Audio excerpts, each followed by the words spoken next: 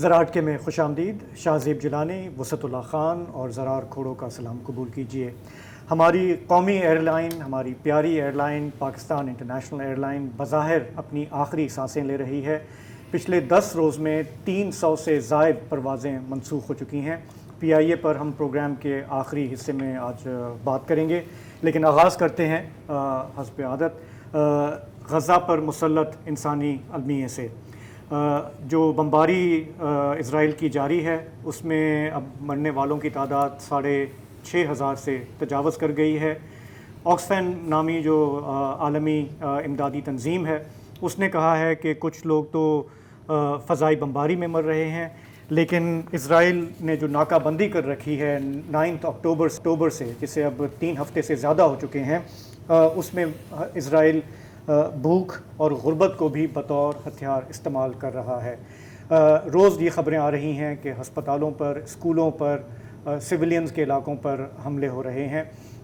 آج بھی اب سے کچھ دیر پہلے بھی خبر آئی ہے الجزیرہ کے رپورٹر کے خاندان کے حوالے سے. ذرا جی، اس سے پہلے میں ایک اور خبر بتانا چاہ رہا ہوں. وہ ہے کہ یو ایس کے secretary of state Tony Blinken صاحب، جو ویسے ڈی فیکٹو آج کل اسرائیل کے وزیر خارجہ بنے ہوئے ہیں، پوری دنیا میں گھوم رہے ہیں اسرائیل کی حمایت کے لیے، ایک رپورٹ آئی ہے کہ انہوں نے قطر کے وزیر اعظم کو کہا ہے کہ یار یہ جو آپ کا الجزیرہ ہے نا، اس کا تھوڑی سی آواز کم کریں، کیونکہ جس طرح کی وہ رپورٹنگ کر رہے ہیں، دکھا رہے ہیں کہ اسرائیل کیا کر رہا ہے فلسطین میں، اس سے خطے میں اشتعال بڑھے گا. اس کے چند گھنٹے یا ایک دن بعد یہ خبر آتی ہے کہ ابھی انفیکٹ کوئی آدھے گھنٹے پہلے کی بات ہے کہ وائل الددو جو سب سے سینئر جرنلسٹ ہیں الجزیرہ کے غزہ میں، ان کی پورے خاندان کو اسرائیل نے بمباری میں قتل کر دیا ہے. میں مارنے کا لفظ نہیں استعمال کرتا کیونکہ قتل ہے، مارنا کچھ اور ہوتا ہے. یہ چل رہا ہے. لیکن یہ صرف ایک ہی خبر ہے غزہ سے جو ابھی ہم بتا رہے ہیں، اور بھی بہت ہے. اگر آپ ٹائم کیپر اصل میں ہم بن گئے ہیں، ہم اینکر سے پچھلے 3 ہفتے میں مجھے یہ لگ رہا ہے کہ ہم بلٹس جمع کرتے ہیں، اعداد و شمار جمع کرتے ہیں، پھر اگلے دن انہی کو کچھ فریش ہو جاتے ہیں. ریکارڈ کیپر کے لیول پہ دیکھیں کسی کو دیکھیں یہ ریکارڈ رکھنا بھی ایک اہم بات ہے، کیونکہ اس وقت آپ دیکھ رہے ہیں کہ پورے ویسٹرن میڈیا میں تو آپ کو کچھ نہیں بتایا جا رہا. میں مزید جو اضافہ کروں گا وہ یہ ہے کہ آپ کو یاد ہوگا کہ پچھلے ہفتے غزہ کے اسپتال پہ وہ حملہ ہوا تھا اور 500 کے لگ بھگ لوگ شہید ہوئے تھے. کوئی 45 منٹ بعد اسرائیل نے کہا کہ یہ انہی کی کارروائی ہے، یا حماس نے یا انہوں نے ایک اور تنظیم ہے اس کا راکٹ جو ہے وہ اسلامک جہاد کا وہ گرا ہے. تو بائیڈن صاحب بھی تھے، انہوں نے کہا ہاں بالکل صحیح بات ہے، اسرائیل تو یہ کام کر ہی نہیں سکتا، یہ تو دوسری ٹیم نے کیا ہوگا. اس کے بعد رشی سونک صاحب نے بھی کہا کہ یہ اسرائیل نے نہیں کیا، ہم نے پوری تحقیق کر لی ہے، ہمارے جو ادارے وغیرہ ہیں سب ملا کے. بی بی سی نے بھی یہی کہا کہ یہ اصل میں یہ دعویٰ درست ہے کہ یہ اسرائیل کا میزائل نہیں تھا، اور جرمن چانسلر نے بھی کہا کہ نظر تو یہی آ رہا ہے. اسپین نے بھی انڈورس کر دیا. آج جو اخبار نیو یارک ٹائمز ہے، جو کہ اس کا روایتی جھکاؤ ظاہر ہے اسرائیل کی طرف ہے، اس نے اعتراف کیا ہے کہ غزہ کے اسپتال پہ جو میزائل گرا تھا وہ اسرائیل نے فائر کیا تھا. انہوں نے اپنے طور پہ کوئی تحقیقات وغیرہ کی ہیں. اچھا، اب مجھے ایک ذرا، تم تو انٹرنیشنل ریلیشنز پہ خاصی نظر ہے تمہاری، میں نے جنگ بندی تو پڑھا ہے، سیز فائر نا، وہ ہمارے کورس میں کہ سیز فائر کیا ہوتی ہے. یار یہ جو ہیومینیٹیرین پاز ہے، یہ میں پہلی دفعہ سن رہا ہوں. کیا اس کا یہ مطلب تو نہیں ہے کہ بکرے کو ذبح کرنے سے پہلے پانی پلا دو؟ جی ایسا ہی بالکل. اس سے آگے میں کچھ اضافہ کرنے چل. Thank you so much for endorsing me. National security council جو ہے امریکہ کی، اس کے ترجمان جان کروی نے کہا ہے کہ ہیومینیٹیرین پاز پہ تو غور ہو سکتا ہے، لیکن جنگ بندی اگر ہوئی تو اس کا فائدہ تو حماس کو ہوگا، تو ہمیں کیا فائدہ؟ تو اس لیول پہ جو ہے انسانی صورتحال چل رہی ہے. جی، انسانوں کی آپ نے بات کی تو کچھ غزہ کے انسانوں کی بھی بات کر لیتے ہیں. ایک بار پھر تھوڑی سی کوشش کرتے ہیں کہ جو اعداد و شمار کی ہم بات کرتے ہیں ان کے ساتھ جو لوگ ہیں ان کی کہانی آپ کو سنائیں.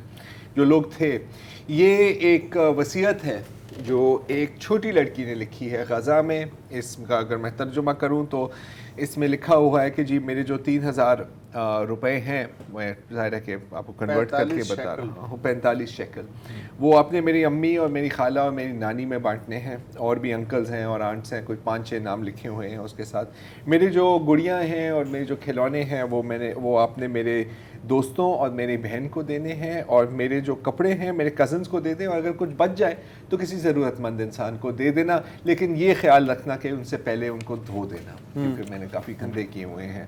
اچھا, یہ بچی جو ہے یہ کتنی پر امید ہے کہ صرف وہی مرے گی اور باقی جو جن کو وہ وصیت میں لکھ رہی ہے کہ یہ دے دینا وہ سب زندہ رہیں گے؟ اس کی assumption یہی ہے. امید پہ دنیا قائم ہے. ویسے یہ ایک اور سوال ہے کہ دنیا کو قائم رہنا چاہیے یا نہیں, کیونکہ ایک اور میں آپ کو ایک کہانی سنانا چاہ رہا ہوں. یہ ہے اونی الدوس, ایک 12 سالہ یوٹیوبر تھے غزہ میں. ان کا ایک گیمنگ چینل تھا. ان کی دلی خواہش تھی کہ ایک دن میرے پاس 1 لاکھ سبسکرائبر ہوں گے.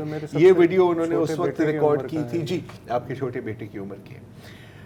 اور یہ جو ویڈیو آپ دیکھ رہے ہیں یہ انہوں نے ریکارڈ اس وقت کی تھی جب ان کے 1000 سبسکرائبر ہوئے تھے, تو شکریہ ادا کر رہے تھے لوگوں کے. اور آج ایک اسرائیلی ایئر اسٹرائک میں یہ بھی شہید ہو گئے ہیں. پھر یہ لڑکی ہے, ان کا نام میں نہیں جانتا, لیکن ان کے پورے خاندان کو قتل کر دیا ہے. اور یہاں پر وہ رو رہی ہے کہ میری نانی کو مار دیا, میرے نانے کو مار دیا, میری امی کو مار دیا, میرے بہن کو مار دیا, میرے خالہ اور میرے کزنز کو مار دیا, لیکن کم از کم ابو آپ تو میرے ساتھ ہیں. ایک یہ اور ویڈیو ہے, یہ بھی دیکھ لیں, جس میں ایک بھائی اپنی بہن کو آخری بار الوداع کہہ رہا ہے. اور پھر یہ ہے, اور یہ بندہ, یہ لڑکا میرے سے نہیں بھولا جائے گا شاید عمر بھر. 7 سال کی عمر ہے اس کی, مجاہد نام ہے اس کا, اور یہ کیمو تھراپی ریسیو کر رہا تھا غزہ کے ہسپتال میں. لوکیمیا تھا اسے. اور یہ جو اس کے ہاتھ میں جو ڈرائنگ ہے, یہ اپنے ڈاکٹروں کا شکریہ ادا کر رہا ہے کہ آپ نے میری جان بچا لی.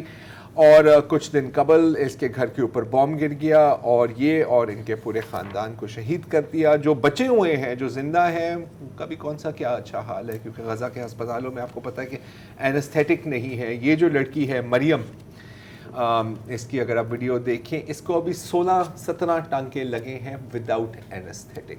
اگر آپ کو بھی ٹانکے لگے ہیں تو آپ سوچ سکتے ہیں کیا ہیں. اور بھی ہیں بچے, یہ ہے محمد یوسف حماش صاحب, جو ٹویٹر پہ بہت ایکٹیو ہوتے ہیں. ان کے نیفیو تھے یہ, اور ان کا کہنا ہے کہ یار اس نے صرف ایک ہی گناہ کیا تھا اپنی زندگی میں, کہ یہ اپنے سارے کھلونوں کو توڑ دیتا تھا, اب خود ہی ٹوٹ گیا ہے. اس کے ساتھ پوری تاریخیں مٹائی جا رہی ہیں. یہ ہیں نصری صاحب, احمد النوک صاحب کے والد, 45 سال کی عمر تھی ان کو. یہ پہلے نقبہ میں پیدا ہوئے تھے اور دوسرے نقبے میں شہید ہو گئے ہیں. اور اس کے باوجود, ان سب چیزوں کے باوجود کام چل رہا ہے. یہ ہے ڈاکٹر نضال حجاز, جن کو چند گھنٹوں پہلے بمباری میں, ان کے گھر پہ بمباری ہوئی تھی, ان کو ملبے سے نکالا گیا تھا, اور کچھ گھنٹوں بعد ہی یہ دوبارہ ہسپتال میں تھے, جس میں انہوں نے اپنی زخمی والدہ کی جان بچا لی. تو بس یہ کچھ معمولی کہانیاں ہیں کچھ معمولی لوگوں. ایک اور ہے الشفا, بہت ہے سر, کتنے دوں میں آپ کو. وہاں جو ہے سرجن صاحب جو ہیں آپریشن ٹیبل پہ آپریشن کر رہے ہیں, اور سڈنلی انہیں اطلاع ملتی ہے کہ ان کے گھر والے تو ختم ہو گئے.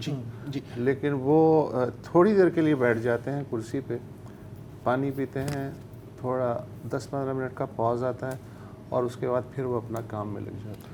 دادو صاحب جو الجزیرہ کے جرنلسٹ ہیں, وہ لائیو آن ایئر تھے جب ان کو یہ خبر ملی ہے. اچھا, لیکن یہ چھوٹے لوگوں کی چھوٹی باتیں ہیں, تھوڑے سے بڑی لوگوں کی بڑی باتیں بھی کر لیتے ہیں. اکثر یہ ڈیبیٹ ہوتی ہے کہ یار یہ اتنی سپورٹ امریکہ کی, کل بھی ہم اس پہ بات کر رہے تھے, لیکن کل ہم ملٹری انڈسٹریل کمپلیکس کے پوائنٹ آف ویو سے بات کر رہے تھے, پیسے کی ٹریل کی, منی ٹریل اکثر ہم بات کرتے ہیں پاکستانی میڈیا میں, اس کی بات کر رہے تھے.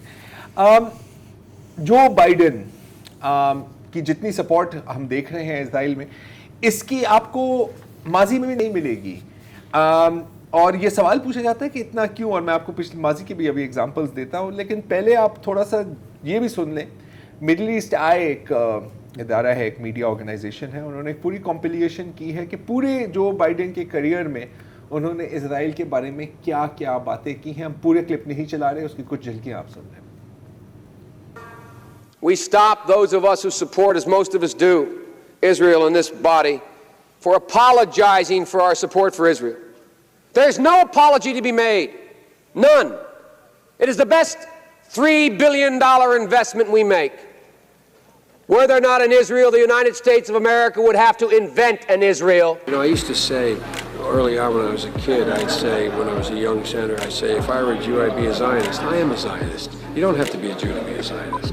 The security of Israel and the United States is inextricably tied. And we will never, ever, ever abandon Israel out of our own self-interest. ये एक वक्फा लेते हैं फिर इस पर मज़ीद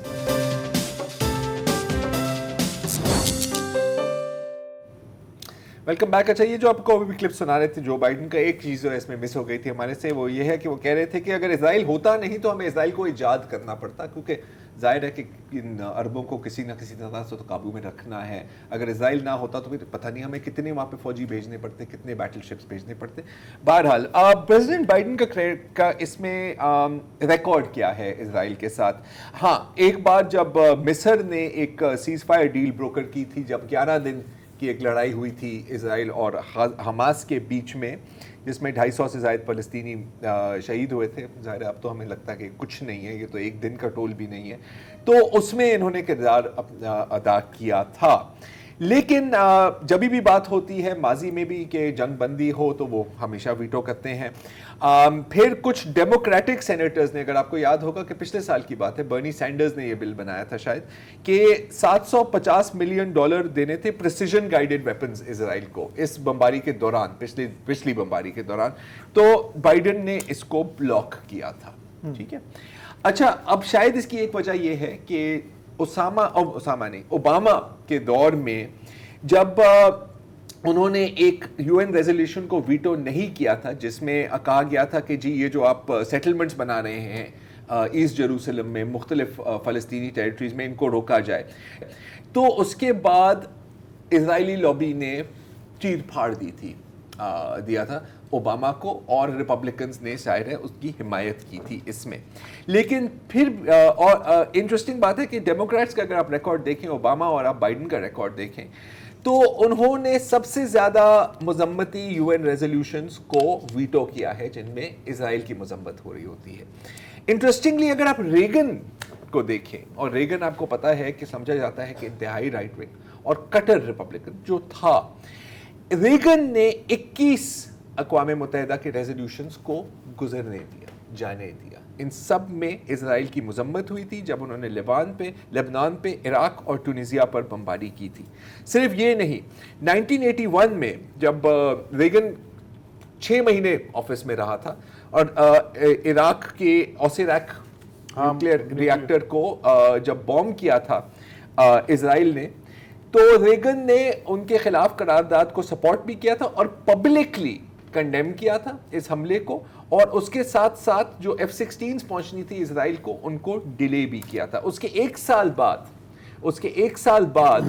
1982 में जब जनूबी लेबनान में इजराइल की फौजें पहुंची थी और PLO को बैरूत में शेलिंग कर रहे थे, तो रेगन ने कॉल की मेनाचेम बेगिन को, जो उस वक्त इजराइल के वजीर आज़म थे, और कहा कि आपने इसको इसी वक्त रोकना है। और फिर जब दबाव आया तो बेगिन ने रोक भी लिया, और एक उनकी अपने स्टाफर की एक मेमोआर में एक लिखा हुआ है कि जब रेगन ने फोन बंद किया, उसने कहा कि मुझे नहीं पता था कि मेरे में इतनी ताकत है। तो ये हुआ है, ये सब कुछ हुआ है। फिर जब लेबनान में दोबारा हमला हुआ था और इजराइल ने कहा था कि हम कॉमोडोर होटल को तबाह कर देंगे, ये डाउनटाउन बैरूत में था, तो उस वक्त भी इन्होंने सारी यूएन कॉल की, उन्होंने कहा कि आपने ऐसे नहीं करना, आपने वहां से हटना है। और ना सिर्फ ये, उन्होंने F-16 की डिलीवरी और एड और मिलिट्री असिस्टेंट टू इजराइल को भी रोक लिया था कि जब तक आप लेबनान से निकलेंगे नहीं, आपको $1 नहीं मिलेगा। तो ऐसा नहीं है कि हर यूएस प्रेसिडेंट इजराइल का हिमायती है, उनके स्ट्रेटेजिक इंटरेस्ट हैं, हम समझते हैं, लेकिन एक फर्क आता है। अच्छा, लेकिन ये माजी के रिपब्लिकन्स हैं, जो हाल के रिपब्लिकन्स हैं वो हैं इवेंजलिस्ट और ट्रम्पिस्ट। वो तो अभी जो पब्लिक ओपिनियन पोल भी सामने आया है उसमें रिपब्लिकन्स ओवरवेलमिंग इजराइल के साथ हैं। डेमोक्रेट्स का एक हल्का है जो प्रोग्रेसिव डेमोक्रेट्स हैं, वो अभी भी ये आवाज़ उठा रहे हैं कि जी कि आप फ़लस्तीनियों की भी बात करें, क्योंकि अगर अमेरिका ने तय करना है कि आपने कौन सा रोल अपनाना है, روایتی طور پہ لوگ کہتے ہیں کہ جی آپ ثالث بنیں، لیکن ابھی تو آپ فریق بنے ہوئے ہیں. ہاں فریق بنے ہوئے ہیں تو ثالث نہیں بن سکتے. بائیڈن صاحب کی آپ نے بات کی تو 80 سال کی ان کی عمر ہے اور 50 سال کا ان کا کریئر ہے، اور اس میں اگر آپ دیکھ لیں مسلسل ان کو امریکن اسرائیلی جو لابی ہے، ایپیک کہتے ہیں اس کو، آفیشیل ہے، ڈاکیومنٹڈ ہے کہ وہ ملینز آف ڈالر جو ہے ان کو دیتے آئے ہیں. اور اب چونکہ اب 24 میں الیکشن بھی ہونے ہیں وہاں پہ، تو بہت سوچ سمجھ کے کانگریس مین سینیٹرز کو بولنا پڑتا ہے کہ کہیں اگر یہ ہم سے ناراض ہو گئے تو فنڈنگ ہماری نکل جائے گی. تو یہ آپ کی والی بات کہ پبلکلی بائیڈن بالکل نیتن یاہو کے ساتھ کھڑے ہوئے ہیں، لیکن یہ بھی تھوڑی رپورٹنگ ہو رہی ہے کہ پرائیویٹلی وہ ان سے ٹف کویسچننگ کر رہا ہے کہ جی کہ آپ نے اگر گراؤنڈ اوفینسو کرنا ہے تو آپ کی اینڈ گیم کیا ہے اس وقت. آپ کیونکہ یہ وہی ریلیشن شپ ہے جیسے ہمارا چین کے ساتھ ہے نا، کہ پبلکلی چین ہمارا یار ہے، پرائیویٹلی بند کمرے میں وہ ہمیں سنا بھی سکتا ہے کیونکہ ہمیں پیسے بھی دے رہا ہے. تو آج ہم نے یہ بھی دیکھا کہ فرانسیسی صدر میکرون انہوں نے اوپنلی کہا ہے کہ جی کہ اگر اسرائیل نے گراؤنڈ اوفینسو کیا تو یہ بہت بڑی غلطی ہوگی. تو جب ہم ان کے تعلقات کو دیکھ رہے ہیں تو ایک پبلک ڈپلومیسی ہے جو ان کو دکھانی ہے، پرائیویٹلی یہ ایک خواہش ہو سکتی ہے، ایک خام خیالی بھی ہو سکتی ہے کہ وہ ان کو تھوڑا سا سمجھا بھی رہا ہو، ڈانٹ ڈپٹ بھی کر رہا ہو کہ بھائی یہ ریڈ لائنز ہیں، اس سے آگے جاؤ گے تو مصیبت ہو جائے گی. جہاں تک گراؤنڈ انویژن کی بات ہے تو ایک تھنک ٹینک کی ایک رپورٹ آئی ہے. ہاں وہ اگر آپ لوگ یہ سمجھ رہے ہیں کہ یہ کہانی جو ہے 2-3 ہفتے میں نمٹ جائے گی تو میرے سامنے جو رپورٹ ہے، مونڈویز ایک میگزین ہے، اچھی ریپوٹیشن ہے مڈل ایسٹ کے معاملات پہ، اس نے ایک نیتن یاہو کے قریب ایک کوئی تھنک ٹینک ہے، Misgav institute for national security and Zion strategy, نام اچھا ہے، بہت اچھا. اس نے ایک پیپر تیار کیا ہے. اچھا یہ جو تھنک ٹینک ہے اس کے جو سربراہ ہیں موجودہ وہ نیتن یاہو کے سابق مشیر قومی سلامتی رہ چکے ہیں، لہذا ہلکا مت لیں. ان کا نام ہے مائر بین شبت. اس سے پہلے اسی انسٹیٹیوٹ کے چیئرمین رہ چکے ہیں ڈیفنس منسٹر موشے یالون، سابق ڈیفنس منسٹر، اور سابق ڈیفنس منسٹر موشے آرنس. تو اس سے آپ اندازہ لگا لیں کہ کتنا اوپر کا کام یہ ہے. بلو پرنٹ اس کا یہ ہے جو پیپر ہے، ورکنگ پیپر، کہ مصر میں اس وقت 1 کروڑ کے لگ بھگ مکمل اور غیر مکمل اپارٹمنٹس موجود ہیں، اور ان کی بڑی تعداد قاہرہ کا جو مضافات ہے اس میں 2 شہر ہیں، اکتوبر 6 اور رمضان 10. ان میں آپ کو فلیٹس ہی فلیٹس خالی ملیں گے. اچھا ان دونوں شہروں میں اسرائیلیوں کا اندازہ ہے کہ 60 لاکھ لوگ رہ سکتے ہیں، اور غزہ میں تو صرف 23 لاکھ لوگ ہیں، تو کوئی مسئلہ ہی نہیں ہے. اور ہر اپارٹمنٹ کی جو اوسط قیمت ہے وہ $20,000 ہے. اگر غزہ کی پوری آبادی کو کسی طرح منتقل کر مصر کا خوشامد کر کے، بھائی ٹوٹل خرچہ اس کا آئے گا، اپارٹمنٹس بھی خرید کے دے گا اسرائیل، وہ آئے گا $5 سے $8 بلین. اور اس وقت جو مصر کی اقتصادی حالت ہے، سیسی صاحب جو ہیں وہ سی کر رہے ہیں اکنامک فرنٹ پہ، تو ہو سکتا ہے کہ وہ اس طرف اٹریکٹ ہوں. اور اسی تھنک ٹینک نے کہا ہے کہ اس سے نہ صرف اسرائیل کا مسئلہ نہیں حل ہوگا، سعودی عرب بھی سکھ کا سانس لے گا، مصر بھی سکھ کا سانس لے گا، اور امریکہ بھی لے گا. اور اس کے علاوہ یہ اسرائیل یہ بھی کوشش کرے گا کہ کچھ فلسطینی وہ کہیں کہ نہیں ہم تو نہیں جا رہے، تو پھر وہ کینیڈا سے اور باقی جو ممالک ہیں، نارتھ افریقہ کے ان کے دوست ہیں یا یورپی یونین کے، کہ بھائی ان کو آپ کہیں کہ یار ہمارے یہاں آ جاؤ، جیسے افغان نہیں آئے تھے یا جیسے سیرینز نہیں آئے تھے تم بھی آ جاؤ. تو ہو سکتا ہے کہ غزہ کے کچھ لوگ جو ہیں وہاں چلے جائیں. ایک اسرائیلی مورخ ہے بینی موریسن، انہوں نے 2004 میں ایک انٹرویو میں انہوں نے ان سے پوچھا گیا کہ یہ سارے کے سارے کو ہم دفع کیوں نہ کر دیں یہ غرب اردن میں یا غزہ میں جو فلسطینی ہیں. تو انہوں نے کہا کہ اس وقت ٹائم جو ہے وہ مناسب نہیں ہے، لیکن میں دیکھ رہا ہوں کہ اگلے 10 سال میں ایسی سچویشن پیدا ہونے والی ہے کہ ہر اسرائیلی، بھلے وہ لیفٹ کا ہو، رائٹ کا ہو، لبرل ہو، کنزرویٹو ہو، وہ کہے گا کہ ان کو صفحہ ہستی سے مٹا دو. اور اس وقت یہ ٹائم ہوگا کہ ان سب کو، اور ہمارے دوست بھی ہمارے ساتھ ہوں گے، کہ ان سب کو جو ہے ان کی ایتھنک کلینزنگ کر دی جائے. اچھا یار مورخ تو مورخ ہوتا ہے، آج وہ وقت جو ہے وہ اسرائیلی سوسائٹی میں ہے کہ ہر آدمی کہہ رہا ہے کہ ان کو زمین کے ساتھ لگا دو. اسرائیلی کی خواہشات یہ ہیں. کل پرسوں ہم یہ بھی دیکھیں گے کہ خطے میں کہ کس طرح دیکھا جا رہا ہے, جو پڑوسی ملک ہیں وہ اس معاملے کو کیسے دیکھ رہے ہیں. لیکن یہاں پہ ایک بریک کا وقت ہوا ہے, واپس آتے ہیں تو کچھ PIA کے بارے میں بات کریں. پروگرام میں واپس خوش آمدید. ہمارے ملک کے چند ایسے ادارے ہیں جن سے ہر پاکستانی کا ایک سمجھیں گے دلی لگاؤ رہا ہے. ان میں PIA کا شمار ہوتا ہے. کسی زمانے میں ایک زبردست ایئر لائن تھی, لیکن ایک عرصے سے اس کے معاملات جو ہیں وہ گڑبڑ ہوتے جا رہے ہیں. کہا یہ جا رہا ہے کہ اب جو کرائسس ہے PIA کو وہ شاید پہلے کبھی نہیں رہا. اس کی مثال بڑی یہ ہے کہ پچھلے 10 دن میں PIA کی ملکی اور غیر ملکی پروازیں جو ہیں 300 سے زائد منسوخ کر دی گئیں. مسافر رل گئے, ان کو کچھ پتہ نہیں ہے کہ ان کا جہاز دوبارہ کب اڑے گا. اعداد و شمار ہمیں یہ بتاتے ہیں کہ 15 ارب روپے کا بیل آؤٹ پیکج درکار ہے اگر PIA کو آپریشنل رکھنا ہے. لیکن ہمارے جو کمرشل بینکس ہیں وہ قرضے ریسٹرکچر کرنے کے لیے تیار نہیں ہیں. کل 34 جہاز ہیں PIA کے پاس, جن میں سے 19 جو ہیں اڑنے کے قابل ہیں, جبکہ 15 جو ہیں وہ گراؤنڈ ہو چکے ہیں. تو یہ جو PIA کا جو شاخسانہ ہے یہ کسی ایک حکومت کا نہیں ہے, کسی چاہے وہ منتخب ہو, نیم فوجی ہو, سب نے اس میں اپنا حصہ ڈالا ہے. لیکن آخری بار جو بہت ہی سیریس کوشش ہوئی PIA کو کی نجکاری کی وہ سمجھیں کہ 2016 میں تھی, جب میاں نواز شریف وزیر اعظم تھے اور اس وقت پرائیویٹائزیشن منسٹر تھے محمد زبیر صاحب. ایک بہت ہی کنسرٹڈ ایفرٹ تھا, لیکن وہ بھی سیاست کی نظر ہو گیا. یونینز آگے آ گئیں, پیپلز پارٹی اپوزیشن میں تھی, اس نے اس پہ سیاست چمکائی.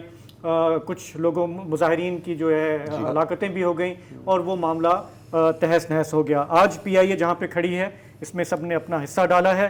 نگراں حکومت کہتی ہے کہ جی اب ہم مزید بیل آؤٹ پیکج نہیں دیں گے کیونکہ ہمارا خزانہ ویسے ہی خالی ہے. البتہ ہم نجکاری کے لیے جو ہے اب کوششیں تیز کر رہے ہیں. تو ہم PIA کی جو نجکاری ہے اس پہ ذرا سا سمجھنے کی کوشش کرتے ہیں کہ یہ عمل کتنا سست روی کا شکار ہے, تیز ہونا چاہیے, اسے کوئی خریدے گا تو وہ کون ہو سکتا ہے. ہمیں پروگرام میں جوائن کر رہے ہیں محمد زبیر صاحب, سابق وفاقی وزیر اور گورنر سندھ. زبیر صاحب آپ کا بہت بہت شکریہ. یہ میں تھوڑا سا اس لیے چاہ رہا ہوں کہ لوگوں کو یاد دہانی ہو کہ پرائیویٹائزیشن کا آئیڈیا جو ہے یہ انوکھا نہیں ہے, پہلی دفعہ نہیں آ رہا, یہ کوشش کر چکے ہیں پہلے. تھوڑا سا اگر بریفلی ریکال کر لیں کہ اس وقت جب آپ یہ کوشش کر رہے تھے کیا مشکلات تھیں اور اب کیا ہم ذرا بہتر سچویشن میں ہیں کہ یہ ہم کر لیں؟ میرا خیال ہے پہلے میں بتا دوں 1990 میں پرائیویٹائزیشن کمیشن قائم کی تھی جب Mian Nawaz Sharif first time prime minister بنے تھے, اور یہ ایک فرسٹ ٹائم پاکستان میں ریورس سائیکل شروع ہوا تھا. نیشنلائزیشن جو 70s میں ہوئی تھیں تو وہ صرف پاکستان میں نہیں نیشنلائزیشن ہوئی تھی, ایون یورپ میں UK اور فرانس اور جرمنی اور پھر تھرڈ ورلڈ کنٹریز میں تو یہ بڑا فارمولا تھا. But very soon various countries realise کہ یہ صحیح طریقہ نہیں ہے نیشنلائزیشن کا, اور واپس پرائیویٹائزیشن کی طرف جانا شروع کیا تھا. تو 1990 میں, اور اس وقت بھی PIA کا سب سے آگے نام تھا, اس وقت جنرل سعید کا سے پہلے پرائیویٹائزیشن منسٹر اپوائنٹ ہوئے تھے. تو اس وقت سے یہ کوشش جاری تھی اور ہر دفعہ اس کی جو نجکاری کا عمل تھا وہ روکا گیا, primarily because of the fact کہ پولیٹیکل اپوزیشن جو بھی ہوتی تھی وہ اس کو ایک جس طرح ہمارے یہاں پالیٹکس ہوتی ہے اس کے طور پر استعمال کرتی رہی, اور وہی چیز ہم نے فیس کی. آپ نے پیپلز پارٹی کا نام لیا, پتہ نہیں شاید PTI کا نام کیا لینا منع ہے؟ نہیں بالکل لے لیں, بالکل PTI بھی بالکل شامل تھی اس میں. PTI کے چیئرمین کے نام پہ تھوڑا سا ایشو ہوتا ہے, لیکن وہ بھی چل جاتا ہے کبھی کبھی. اچھا, وہ بھی چل جاتا ہے بیکاز آپ لے سکتے ہیں. سب سے آگے فورس فرنٹ پر تھی PTI اپوز کرنے میں, صرف PIA کی نجکاری نہیں تمام نجکاری کا عمل. وہ ظاہر سی بات ہے, آپ کو پتہ ہے پیپلز پارٹی کے تو مینیفیسٹو کا بالکل کلیئر حصہ رہا ہے کہ they are oppose to privatisation. They want, وہ یہ نہیں کہ بدحالی کو ایکسیپٹ کرتے ہیں, وہ کہتے ہیں کہ اس کی restructuring with in the government supervision ہونی چاہیے. اسی طرح سے PTI کا بھی یہی تھا ان کا مینیفیسٹو کے حساب سے کہ نجکاری کا عمل وہ نہیں سپورٹ کریں گے. تو وہ اس وجہ سے یہ جو بیسکلی پروسیس شروع ہوا اس میں ہم نے ظاہر ہے پولیٹیکل پارٹیز کو اپروچ بھی کیا تھا کہ جی یہ کتنا ضروری ہے. لاسٹ میں ہم یہ تقریباً 2-2.5 سال کا پروسیس ہوتا ہے نجکاری کا. اس وقت کے جو بھی پالیسی تھی اور جو طریقہ کار ڈیفائنڈ تھا پرائیویٹائزیشن کمیشن کے آرڈیننس کے تحت, اس میں 2-2.5 سال کا پروسیس ہوتا ہے. بڑا یہ ٹائم کنزیومنگ, اور اس میں ایک پروسیس ہوتا ہے جس کو فائنینشیل ایڈوائزرز اپوائنٹ کرتے ہیں اور وہ سارا پروسیس رن کرتے ہیں, ڈیو ڈیلیجنس کرتے ہیں ہر ادارے کی. پی آئی اے واز آبویسلی ہمارے لیے, پی آئی اے, اسٹیل مل اور ڈسٹریبیوشن کمپنی جو تھیں وہ سب سے آگے تھیں کہ جی ان کی نجکاری ہونا لازمی ہے, اور یہ اگر ہو جائے گی تو باقی تو چھوٹی سب گزر جائے گا. پی آئی اے کا ہم لاسٹ اسٹیج پر پہنچ گئے تھے, جس میں جو لاسٹ اسٹیج ہوتا ہے اس کو ہماری مارکیٹنگ بھی ہو گئی تھی. گلف کنٹریز کی جو مین ایئر لائنس ہیں آپ کو پتہ ہے وہ انٹرسٹڈ تھیں, ایک چائنا کی پروونشل ایئر لائنس تھی وہ انٹرسٹڈ تھی, آسٹریلین ایئر لائنس انٹرسٹڈ تھی, اور ہم وہ بڈ پروسیس کے مرحلے میں پہنچ گئے تھے جب سٹرائک ہو گئی. اب یہ ہمیں پتا تھا کہ سٹرائک ہونے والی ہے اور اس کو کسی طرح سے اوور کم کرنا, وہ اوور کم بھی ہو گئی تھی, لیکن ہمیں آئین میں تبدیلی کرنی تھی کیونکہ پی آئی اے جو چل رہا تھا 1956 ایکٹ کے تحت چل رہا تھا, جس کارپوریشن کلیئر تھا کہ جی یہ آپ اس کو پرائیویٹ سیکٹر کو 25% سے زیادہ شیئرز نہیں دے سکتے. تو وہ عمل کرنے کے لیے ہمیں امینڈمنٹ چاہیے تھی. اس کے لیے ہمیں ایک ظاہر پارلیمنٹری کمیٹی بنی جس میں اپوزیشن پی ٹی آئی اور پیپلز پارٹی, جماعت اسلامی, شیخ رشید بھی تھے, اور ہم نے 10-12-15 میٹنگ کی, 50-60 گھنٹے لگائے.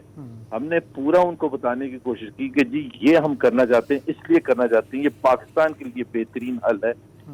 لیکن اپوزیشن اس وقت جو تھی دے سیڈ کہ ہم کچھ بھی آپ کرتے, کچھ بھی آپ کرتے ہیں ہم نہیں سپورٹ کریں گے. And finally the government backed out. میرا اس وقت کنسرن تھا ود ان دا گورنمنٹ کہ جی ہمیں بیک آؤٹ نہیں کرنا چاہیے, اور اس لیے نہیں کرنا چاہیے کہ یہ پھر اگلا یہ جو آپشن آئے گا یہ 2015 اکتوبر کی بات ہے, 2016 کی بات نہیں ہے. پھر 5 سال 10 سال کا بھی موقع آئے گا. تو یہ موقع زبیر صاحب یہ آ گیا, یہ آپ نے اچھا ہوا کہ یہ آپ نے ریکال کر لیا. اب بتائیں ہم جہاں پہ کھڑے ہیں, ہم نے یہ بھی دیکھا کہ یہ پارلیمان جاتے ہوئے لیجسلیشن بھی کچھ کر گئی جس میں پی آئی اے واز اے کنسیڈریشن کہ یہ نگراں حکومت جو ہے معاملات کو آگے بڑھائے. ابھی انہوں نے یہ فائنینشیل ایڈوائزر ہائر کرنے کی بھی بات کی ہے. آپ کو لگ رہا ہے کہ یہ نگران کچھ اس کو پروسیس کو شروع کر دیں گے پھر اگلی گورنمنٹ آ کے اس کو آگے بڑھائے؟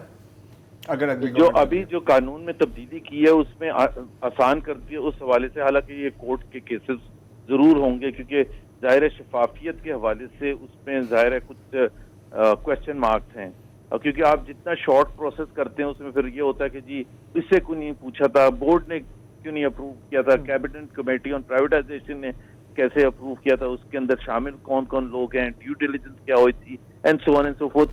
تو وہ جو انہوں نے کافی چیزوں کو شارٹ کیا اور جو ہونا بھی چاہیے میں بالکل سپورٹ کرتا ہوں. یا تو ہم ٹرسٹ کریں اپنے لوگوں کو یا نہ کریں. یہ تو نہیں ہو سکتا کہ جی پوری قوم کو ایک کو لے کے چلیں اور 4-5 سال تک کچھ ایفرٹ کریں اس کے بعد کچھ نہ نکلے. And I have full faith also Fawad Hasan Fawad جو ہیں وہ ان کو بیک گراؤنڈ بھی ہے, بیکاز جب وہ پرنسپل سیکرٹری تھے میں پرائیویٹائزیشن منسٹر تھا تو we work very closely with each other because obviously he was representing the prime minister. تو ان کو سمجھ بھی ہے and he is a doer. تو مجھے تو یہ ہے کہ اگر یہ کیئر ٹیکر جب تک یہ انتخابات ہوتے ہیں اگر یہ اس کو وہاں اس حد تک لے کے چلی جاتی ہے کہ جہاں اس کو نجکاری کا فائنل عمل تک لے کے چلی جاتی ہے تو نئی حکومت کے لیے کوئی آپشن نہیں ہوگا but to continue that process, چاہے اس کا کتنا بھی بڑا پولیٹیکل رسک ہو. زبیر صاحب ایک ہمیں بریک لینا ہے, یہ آپ بہت دلچسپ کر رہے ہیں, بریک سے آتے ہیں تو میں یہ جاننا چاہوں گا کہ پولیٹیکل کنسنسس ہوگا یا نہیں, ٹھیک ہے نا, لیکن ایک بریک لیتے ہیں پھر واپس آ کے اس پہ بات کرتے ہیں. جی تو پروگرام میں ہم بات کر رہے ہیں پاکستان انٹرنیشنل ایئر لائنز کی ممکنہ نجکاری کے حوالے سے. محمد زبیر صاحب سابق وفاقی وزیر ہمارے ساتھ موجود ہیں. زبیر صاحب بریک پہ جانے سے پہلے آپ بتا رہے تھے کہ یہ جو پروسیس ہے اگر نگران حکومت اس کو آگے چلائے تو اگلی حکومت کو اسے ٹیکل کرنا ہوگا, مزید ہم متحمل نہیں ہو سکتے کہ اس کو ہم اور ڈیلے کریں. پچھلی بار بھی آپ نے کافی تفصیل سے بتایا کہ پولیٹیکل کنسنسس نہ ہونے کی وجہ سے معاملات اٹک گئے. ہم نے کچھ سیکھا ہے, آپ کی کچھ بات ہوئی ہے دوسری جماعتوں سے کہ جو ہمیں فنڈامنٹل ریفارمز کرنی ہے جو ہم بار بار سن رہے ہیں اکانومی میں, اس میں پی آئی اے کو پھر ہم سیاست کی بھینٹ نہ چڑھائیں؟ ایک تو میں آپ کو آپ کے ناظرین کو بھی بتا دوں کہ پی آئی اے کی بدحالی جو ہے اس سے اندازہ لگا لیں کہ 1987 سے لے کے آج تک سوائے ایک سال 2006 کے ہمیشہ لاس ہو رہا ہے PIA کو. تو we are talking about story of 35 years, کوئی 2-3 سال کی بات نہیں کر رہے. تو آپ وہ جب آتے ہیں نا ہمارے یہاں بڑے ایکسپرٹس آتے ہیں, وہ آ کے کہتے ہیں نہیں اس کو ٹھیک کیا جا سکتا ہے اگر پولیٹیکل وہ بھرتیاں نہ ہوں اور یہ سب نہ ہوں. اور یہ ایک PTI کا بھی یہ موقف تھا کہ دیکھیں جی اگر پولیٹیکل بھرتیاں بند کر دیں گے تو یہ ٹھیک ہو جائے گا. اور میں نے اس میٹنگ میں کہا کہ اگر آپ یہ سمجھتے ہیں کہ پولیٹیکل بھرتیوں کی وجہ سے یہ خراب ہے تو آپ یہ کیا ایزیوم کر رہے ہیں کہ PTI ساری عمر حکومت میں رہے گی؟ آپ کے مطابق اگر ہم واپس آ جائیں گے یا PVP تو پھر وہی سلسلہ شروع ہو جائے گا. although I don't agree with you on that count کہ this is the reason for that, but اس وقت بھی ہم نے کہا تھا اور آج بھی میرا خیال ہے آپ سب ایگری کریں گے کہ 90 بلین کا لاسٹ ایئر لاس تھا. اب جو ہے وہ لاس اس سال جو ہوگا کیونکہ تقریباً ایوریج 13 بلین روپے پر منتھ کا ہوتا ہے تو 150 بلین کا اگلے سال ہوگا تقریباً لاس. This has been going up. یہی 750 ارب کی ٹوٹل لائبلٹیز اب تک ایکومولیٹ ہو چکی ہیں, 700 بلین کی الگ. تو وہ ساری گورنمنٹ گارنٹیڈ ہیں, یعنی کہ فائنانس منسٹری اور government of Pakistan are liable to pay them to the banks and however. بات یہ ہے کہ پولیٹیکل کنسنسس, میرا اپنا ذاتی خیال یہ ہے کہ جب PTI کی حکومت تھی تو ہم نے ان کو یہ بالکل اسٹینڈنگ کمیٹی میں یہ کہا تھا, خواجہ آصف ہماری طرف سے لیڈ کر رہے تھے کہ ہم اس پر بالکل سیاست نہیں کریں گے. اور کیونکہ اس کے کوئی براؤنی پوائنٹس ہوتے ہی نہیں, پتہ کوئی فائدہ نہیں ہے کسی کو فائدہ نہیں ہوتا کہ جی وہ اگر کر دیں گے پرائیویٹائزیشن تو میرا خیال ہے وہی پولیٹیکل رسک لے رہے نا. اپوزیشن تو نہیں پولیٹیکل رسک لے رہی, تو let them take that political risk, but for the good of the country. اور صرف PI نہیں, ہر نجکاری کے حوالے سے ہم نے کہا تھا جو بیسک کوئی کنسرنز ہوتے ہیں وہ تو جنرل کنسرنز ہوتے ہیں, لیکن ایسا کہ جی ایک روزویلٹ ہوٹل کی نجکاری ابھی عمل شروع ہوتا ہے اور وہ آنا شروع ہو جاتا ہے کہ یہ تو پتہ نہیں بیچ رہے ہیں اپنے وہ دوست احباب کو بیچ رہے ہیں سستا فیملی سلور وغیرہ وغیررہ. PIA کا اس وقت جو حال ہے وہ بالکل وہ دیکھیں گے اسٹیج پہلے آ جانا چاہیے تھا کہ PSO جو کہ ان کے پیٹرول دیتا ہے بیسک چیز کی وجہ سے اڑتے ہیں, وہ PSO خود بدحالی کے اس جگہ پہنچ گیا کہ وہ افورڈ ہی نہیں کر سکتے کہ اس سے زیادہ وہ لینڈنگ کریں. ان کے اپنے بینکس ان کے اوپر سر پر بیٹھے ہوئے ہیں کہ جی آپ ہمیں پیسے دیں. تو ناؤ از این آپشن کہ یا تو آپ بالکل کلوز کرتے ہیں, اور کلوز کرنے کا بھی میں آپ کو یہ بڑی بات کر رہا ہوں. دیکھیں ڈومیسٹک اب 3-4 بڑی اچھی ایئر لائنز ہیں جو کہ چل رہی ہیں, جو کہ کور کرتی ہیں PIA کا جو بھی گیپس ہیں. اور انٹرنیشنل میں تو ظاہر سی بات ہے بہت سی ایئر لائنز کی آپشنز ہیں پاکستانی لوگوں کو, پیسنجرز کو باہر جانے کے. کچھ ایسے روٹس ہیں جدھر کوئی اور ایئر لائن نہیں جاتی بیکاز وہ فیزیبل نہیں ہے. اس پہ گورنمنٹ نیگوشیٹ کر سکتی ہے ان پرائیویٹ ایئر لائنس کے ساتھ, کچھ اگر ان کو سبسیڈائز کر کے کچھ کر لے. لیکن یہ تو نہیں ہو سکتا کہ ان 2-3 روٹس کی وجہ سے کر دوں, یا 2-3 اور روٹس ہیں جہاں وہ ظاہر ہے رسک نہیں لیتے ہیں کہ ان کے پاس اتنا بزنس سینس نہیں بنتا. تو اب تو میرا خیال ہے تو ہول نیشن تو پولیٹیکل جو آپ کہہ رہے نا, آئی تھنک PPP کا میں نہیں کچھ کہہ سکتا بیکاز وہ پتہ نہیں فنڈامنٹلی اتنا زیادہ اسٹرانگ ان کا ویو ہے اگینسٹ پرائیویٹائزیشن, نظریاتی ہے. اس میں بھی وہ ہیں جو ان کے بہت وہ لیفٹسٹ ہیں جس طرح رضا ربانی وغیرہ ہیں, وہ سب سے آگے بڑھ چڑھ کے کرتے ہیں وہ. باقی تو بہت سے ایسے لوگ ہیں شور بلاول. اچھا جی سوری زبیر صاحب, یہ میں 2 سوال ہیں میں ایک ایک کر کے کروں گا تاکہ جواب دینے میں آسانی ہو. یہ جو ڈیلیز ہوئی ہیں, ایک تو اس کا خرچہ یہ کاسٹ یہ ہوتا ہے کہ PIA کی بلیڈنگ چلتی رہتی ہے, ابھی اس پر ہم نے بات کی ہے. دوسرا جیسے آپ نے ذکر کیا کہ فائنینشیل ایڈوائزرز کو ہائر کرنا ہوتا ہے. اب ظاہر ہے فائنینشیل ایڈوائزرز کو آپ شروع میں ہائر کرتے ہیں نا, اینڈ آف دا پروسیس میں تو ہائر نہیں کرتے. اب ظاہر ہے کہ وہ کوئی بریانی کی پلیٹ یا ٹفن باکس پہ تو کام نہیں کر رہے ہیں, ان کو بھی تو کافی لمبے نوٹ چاہیے ہوتے ہیں جیسے ہم یہاں پہ کہتے ہیں. تو یہ کتنا جو ڈیلیز ہوئی ہیں بار بار آپ کے دور میں, اس سے پہلے ان ڈیلیز کا کیا کاسٹ ہے؟ دیکھیں فائنینشیل ایڈوائزرز کو آپ that is the first step. جیسے ہی آپ ایکٹیو لسٹ میں ڈالتے ہیں تو آپ فائنینشیل ایڈوائزرز ہائر کرنے کے لیے کرتے ہیں. اب PIA جیسا انسٹیٹیوشن جو ہے, یا اسٹیل مل, یا زیادہ تر انسٹیٹیوشنز, آپ اس کو ہم کہتے ہیں یہ گلوبل ٹرانزیکشن ہوگی. گلوبل کا مطلب یہ ہے کہ اس میں انٹرنیشنل گلوبل بائر آئیں گے. ڈومیسٹک کتنی کیپیسٹی نہیں ہے, کچھ شاید ہو جائے کوئی آ جائے, بٹ بیسکلی بڑے. تو فائنینشیل ایڈوائزرز ان کیسز میں are led by the best financial institutions like Citicorp اور میرل لینچ اور دوسرے جو بھی جو ڈالر میں پیمنٹ لے رہے ہیں. اور ان کی ایک کنسورٹیم ہوتا ہے, ان میں best of the chartered accountants ہوتے ہیں, ایچ آر کمپنی ہوتی ہے, دوسرے لوگ ہوتے ہیں. تو تقریباً اب مجھے اب یاد نہیں ہے صحیح, لیکن 12-13 ملین ڈالر تک کا مجھے تو ڈیفینیٹلی یاد ہے کہ پی آئی اے کے فائنینشیل ایڈوائزرز کی کو پیمنٹ کی تھی, اور وہ ظاہر ہے وہ اس حساب سے ضائع ہو گیا.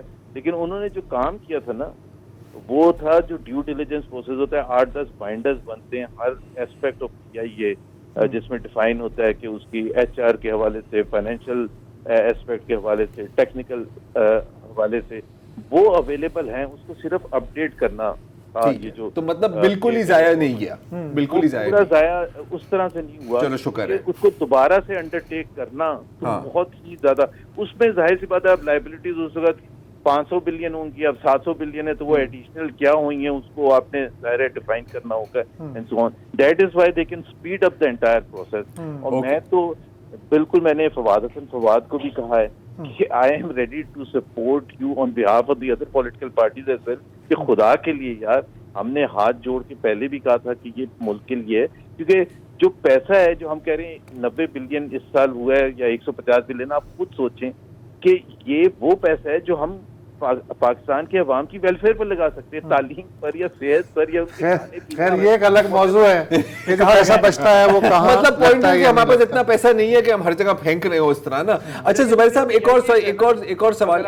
اگر سوری میں ایک چیز کہہ, یہ تو صرف پی آئی اے کا نا, ٹوٹل ملا کے کوئی کہتا ہے 700 billion 800 billion state enterprises lose کر رہی ہیں. تو just see the amount that we are losing. Sir بہت زیادہ پیسے نہ دکھائیں, کہیں ادارے نہ سن لیں. اچھا سر ایک اور سوال. اب یہ تو ہو گیا فائنینشیل کاسٹ, ہم نے ایڈوائزرز کی بات کر لی وغیرہ وغیرہ. اپرچونٹی کاسٹ بھی تو ایک چیز ہوتی ہے نا, جیسے آپ ابھی کہہ رہے تھے کہ اس وقت آسٹریلین ایئر لائنز انٹرسٹیڈ تھی, چائنیز پروونشل ایئر لائن چاہ رہی تھی کہ شاید اس کو افریقہ کے لیے ہم ہب بنائیں, جمپنگ آف بورڈ بنائیں وغیرہ وغیرہ وغیرہ. اب ظاہر ہے کہ وہ اس امید میں تو نہیں بیٹھی ہوئی نا کہ یار جب تک پی آئی اے نہیں بکے گا ہم نے اور کوئی کام نہیں کرنا, وہ نکل گئے. تو وہ نکل گئے. تو اس وقت جو ڈیلز, آئی مین اب ظاہر ہے کہ آپ اس پروسیس میں پرسنلی انوالوڈ نہیں ہیں, لیکن اس وقت جو ڈیلز مل رہی ہیں اور جو ماضی میں جو ڈیلز مل رہی تھیں, ان کا معیار کیا ہے؟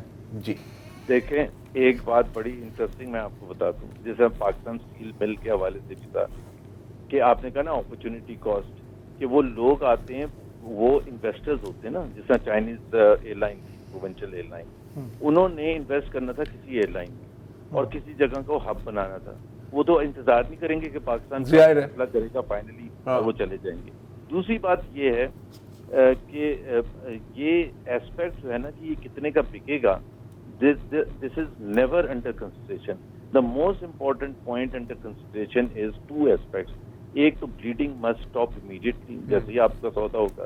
دوسرا یہ ہے کہ quality of services, it's not just a matter of how much money we are losing. جو 99% ٹریول کرتے ہیں ان کو تو بیلنس شیٹ پڑھنی بھی نہیں آتی ہے, ان کے لیے تو quality of service is extremely important. کہ جی باقی ایئر لائن میں جب وہ سفر کرتے ہیں تو ادھر کھانا کیسا ملتا ہے, ادھر چیک ان کا نظام کیا ہے, اور ان کی ایفیشنسی کیا ہے, ان کی ان فلائٹ جو بھی سروس ہے وہ کیسی ہے. تو it is not just a matter of how much you are losing, it is also a matter of the quality of service for the people of Pakistan. جیسے ایچ بی ایل جب حکومت کے اس میں تھا تو اس وقت عوام کو کیسی سروس ملتی تھی اور آج کیسی service, is a world of difference between the two. اور پرائیویٹائزیشن میں رسک یہ بھی لینا پڑتا ہے. ہمارے کچھ پولیٹیکل اوپوننٹس ہیں, وہ یہ کہتے ہیں کہ جی وہ فلانا افریقہ میں کمپنی تھی, اس کو پرائیویٹائز کیا تو وہ فیل ہو گیا. بھائی فیلئر تو ہوگا نا, بٹ حکومت کا تو نہیں ہوگا, وہ تو پھر اس پرائیویٹ جو کمپنی ہے اس کا نقصان ہوگا نا. باٹم لائن ہے کہ ہم نہیں افورڈ کر سکتے نا یار, جتنا میرا دل دکھتا ہے, میرا دل دکھتا ہے, میں نے پہلے بھی اس پہ بات کی ہے, لیکن آپ افورڈ نہیں کر سکتے. محمد زبیر صاحب میری معذرت, ایکچولی ہمارے پروگرام کا وقت ختم ہو رہا ہے, لیکن آپ نے آج کافی ہمیں جامع طریقے سے سمجھا دیا کہ پی آئی کے ساتھ کیا کھلواڑ ہوتا رہا ہے اور آگے کی کیا صورتحال بنتی ہے. آپ کا بہت بہت شکریہ. ایک ایئر لائن ہے جو سر ہے اور چھائی ہوئی ہے, اور وہ پورے افریقہ پہ چھائی ہوئی ہے, وہ ہے ایتھیوپین ایئر لائنس. زبردست. ہاں, اور آج سے نہیں 75 سال سے چھائی ہوئی ہے. It is one hell of a success story. کبھی چیک کریں. چلیں ٹھیک ہے, چیک کریں گے. فی الحال ہمیں یہیں اجازت دیجیے, کل آپ سے دوبارہ ملاقات ہوگی. خدا حافظ.